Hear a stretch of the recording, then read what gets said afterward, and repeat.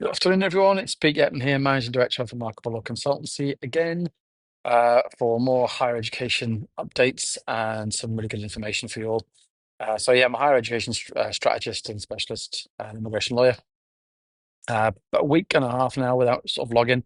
I moved house, so it was a bit stressful. And now I've taken a wee break, just a week's break from my current client. Been with them since January. I'm just talking to another client at the moment, actually, to see if we can do some work together in August. That looks quite really promising, and yeah, a good exciting challenge. Um, whilst I'm finishing off my other work with the other client. Um, I did say to Nick Cuthbert at Pi that I'd put a vlog on about English language, and I want to discuss about Duolingo and MOIs, increasing reliance on those. So, with regards to Duolingo. It really came into fruition extensively around for the sector and around the COVID period. There was a couple of online platforms. I think Password Online was one of them, and Duolingo, and they're an established foundation of what we really previously saw as like a free global languages database or an app and a platform. It's a lot more commercialized now, and the one thing that it doesn't do, um, it's a bit repetitive in terms of the structure and it comes up with like quite nonsensical and non-culture based sentences. And there's an algorithm behind it, an AI algorithm behind it, which isn't really intuitive in order to try and benchmark against what we'd think of as IELTS.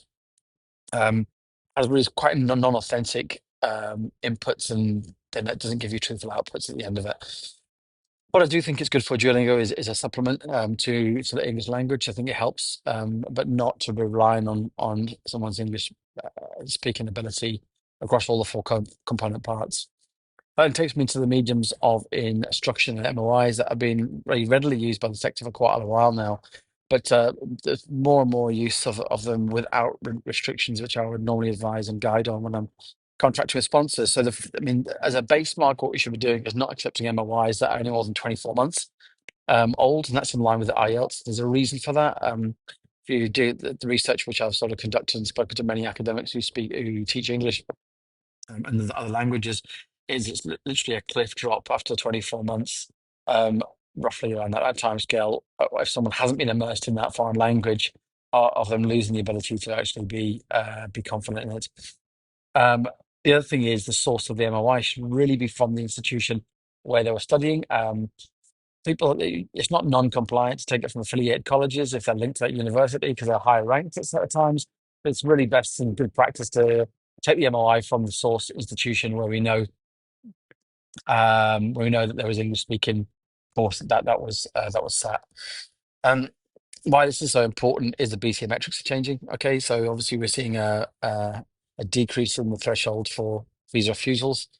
So it's another 5% loss on that. So it's 95% visa refusal. Completion rates will be up to 90%, and then non-enrollments will be up to 95%. Um, it's critically important that we get the agent management piece right at the start of the student journey. And there hasn't been enough work that is done with regards to that piece. So with regards to the agent management piece, where I feel the sector will be moving to is uh, a smaller, more exclusive model with deep partnership understanding of what the institution wants to achieve in terms of no attritions, minimum attritions, increase in completions, and focus students to help with their growth strategy, and that's really hard to achieve with a very large agent portfolio. So I do think I see the greater connection between agents and institutions being in the future, and the BCA metrics is going to be the driver for this because we need to have a better control. Whilst we're building on that relationship, what it'll mean for the agent will be that they will be fully more immersed in the student journey and the point of completion. So, what's really important with that student piece is that we look at the incentivization or incentivizing, sorry, of the agent, and also from a recruitment point of view, that we're looking at their initial structure of having commission at the enrollment and registration piece, and maybe a secondary commission split after trimester one. So it's focused on that student actually completing. And that's the same for international recruitment markers with regards to our forecast figures, is we should really be taking it off the end of trimester one because that's obviously a credible finishing completing student. Okay, so that's our first vlog. Have a great week and stay connected. Cheers.